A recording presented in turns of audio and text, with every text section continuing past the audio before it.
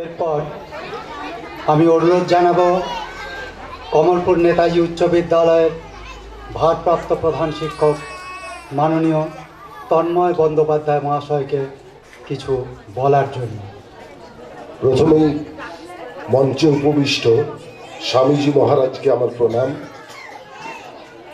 আমার প্রিয় দাদা এবং যার আমি অত্যন্ত স্নেহভাজন স্বপনদা, তাকেও প্রণাম। স্যার রয়েছেন, স্যারেরা রয়েছেন, সকলকেই যথাস্থানে আমি আমার শ্রদ্ধা জ্ঞাপন করে আমি দু চারটে কথা বলছি। আসলে এটা একটা স্কুলের উদ্বোধনী অনুষ্ঠান। স্যার বিশদে সব কিছু বললেন। যার স্বপ্ন এই স্কুলকে তৈরি করার জন্য, তিনি স্বর্গীয় ডাক্তার গৌরাঙ্গ কান্তি রক্ষিত। আমি ব্যক্তিগতভাবে তাকে চিনতাম না, নাম শুনেছি, কারণ আমাদের স্কুলের থেকে কতজন ডাক্তার হয়েছেন, তারা কোথায় কোথায় আছেন, বিভিন্ন সময়ে আমাদের যে রিউনিয়ন বা ইত্যাদি ইত্যাদি কারণে তার নাম শুনেছি। কিন্তু তারপর তার এই স্কুল তৈরির স্বপ্ন, এটা তাকে শুধু আমার একটা আইডিয়া, আমি একটা তৈরি করলাম তার চেহারা, মানুষ হিসেবে তিনি কি, বাইরের চেহারাটা নয়, আমি ভেতরটাকে নিয়ে তৈরি করতে চাইলাম তার একটা ছবি। একটু আগে স্কুলে আসার পর রুমগুলোতে যাচ্ছিলাম, স্যার বললেন 2020-তে এই স্কুল শুরু হয়েছিল। আমি দেখলাম এই সামনের রুমে সেই সময়ের কোনো ছোট ছোট বাচ্চারা তারা কতগুলো আঁকিবুকি কেটেছে, সেখানে বিভিন্ন রং পেন্সিল দিয়ে যেন দাগ টানা আছে। আমি বিশ্বাস করুন মানুষ চোখে দেখতে পেলাম না, না দাগ নয়, একজন যিনি স্বর্গে রয়েছেন তার স্বপ্নের কথাগুলো ওইখানে লেখা আছে। তার স্বপ্ন বাস্তবায়িত হয়েছে যেন সেইগুলো ওই কথাগুলো বলছে। The best time for planting a tree is 20 years before and the second best time is now. গাছ লাগানোর সবচেয়ে ভালো সময় 20 বছর আগে, আর তারপরের সবচেয়ে ভালো সময় আজকে। 20 বছর আগে যদি গাছ লাগিয়ে থাকেন সেটা তো দারুণ, যদি না লাগিয়ে থাকেন অন্তত আজ লাগান। আজকে আমি দেখছি ছোট ছোট চারা গাছেরা, যাদিকে সেই গৌরাঙ্গ কান্তি রক্ষিত মহাশয় স্বপ্ন দেখেছিলেন সেই চারা গাছগুলোকে লাগানোর, এরা মহিরুহ হয়ে উঠবে।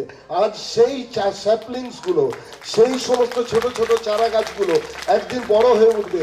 কে বললো গৌরাঙ্গ কান্তি রক্ষিত মহাশয় নেই? আছেন, তিনি এদের মধ্যে বেঁচে আছেন। যে এরা যখন দিক বিদিকে ছড়িয়ে যাবে তখন তিনি তাদের মধ্যে থাকবেন, তার এক স্বপ্ন পূরণের মধ্যে থাকবেন। আর কমলপুরের মাটি, মাটি নয় মাটি, কমলপুরের মাটি মাটি, সেই রকম ভাবেই তো তিনি নিশ্চয়ই শ্রদ্ধা জানিয়েছেন। তার জন্য একটা স্কুলকে করেছেন রাস্তার ধারে, যেখানে কমলপুরের 1 কাঠা জমির দাম সোনার থেকেও বেশি, সেখানে এই জমি তার সঙ্গে এইরকম বাড়ি অর্থনৈতিক মূল্যের দিক থেকে কতটা হতে পারে সেটা দান করেছেন। না কোনো মন্দিরের জন্য নয়, কোনো রেস্টুরেন্টের জন্য নয়, কোনো হোটেলের জন্য নয়, কোনো ব্যবসার জন্য নয়, ছেলে মেয়েদের শিক্ষার জন্য। এখানেই কমলপুরের জয়, এখানেই গৌরাঙ্গ কান্তি রক্ষিত বেঁচে থাকবেন। আর এখানেই সেই স্বপ্নকে সফল করার জন্য যিনি অন্তরিক্ষে থেকেছেন, যিনি তার পিছনে রয়েছেন, মঞ্জুশ্রী দেবী। তিনি, আমি স্যারের সঙ্গে কথা বলছিলাম, স্কুল তো 43 জন বাচ্চা, নো প্রফিট নো লস, এইরকম রেসপেক্টে, যেখানে 8 থেকে 9 জন টিচার আছে, চক আছে, ডাস্টার আছে, অন্যান্য যে সমস্ত অ্যাবাকাস আছে, অন্যান্য দিকগুলো রয়েছে, কত টাকা পাওয়া যাবে মাসে? তারপরেও টিচার্সদের স্যালারি ইত্যাদি ইত্যাদি তিনি ধরাজ হস্তে বলেছেন আমি সবগুলো দেবো, আমি তাদের জন্য ব্যবস্থা করব। তার প্রতি শ্রদ্ধা জানানো, এইরকম সহধর্মী নিয়ে তো পাওয়া স্বর্গীয় গৌরাঙ্গ কান্তি রক্ষিত মহাশয় সৌভাগ্য। এবং তিনিও নিশ্চয়ই সেই রকমই একজন মানুষকে জীবন সঙ্গী হিসেবে পেয়েছেন, যার স্মৃতিটাকে আঁকড়ে ধরে থাকেননি, যার স্মৃতিটাকে তিনি মানব কল্যাণের কাজে লাগিয়ে দিয়েছেন। What we make a living is by earning, and what we make a life is by giving. আমরা যা রোজগার করি সেটা দিয়ে আমাদের জীবিকা হয়, আর আমরা যা দিই সেটা দিয়ে আমাদের জীবন তৈরি হয়। সেই জীবনের মধ্যেই গৌরাঙ্গ কান্তি রক্ষিত মহাশয় বেঁচে থাকবেন। আর এই ছেলেগুলো একদিন একটু বড় হয়ে ইংরেজিতে সড়গড় হয়ে আমাদের স্কুলে যাবে, এবং সেখানে আমরা আরো ভালোভাবে তৈরি করা ছাত্রছাত্রীকে পাবো। এর জন্য ডক্টর গৌরাঙ্গ কান্তি রক্ষিত মহাশয় এবং তার সহধর্মিনীর কাছে আমরা ঋণ স্বীকার করছি। ধন্যবাদ।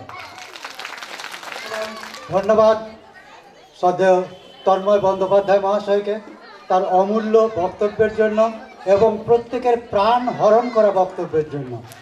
প্রত্যেকেই তার বক্তব্যকে হাততালি দিয়ে সমর্থন জানিয়েছে, তাকে উৎসাহিত করেছে, এবং যে উৎসাহটা তিনি তার প্রত্যেকটা বক্তৃতার মধ্যে দিয়ে পান তার জন্য তাকে বিশেষ করে এই বিদ্যালয়ের পক্ষ থেকে আরেকবার ধন্যবাদ জানাচ্ছি।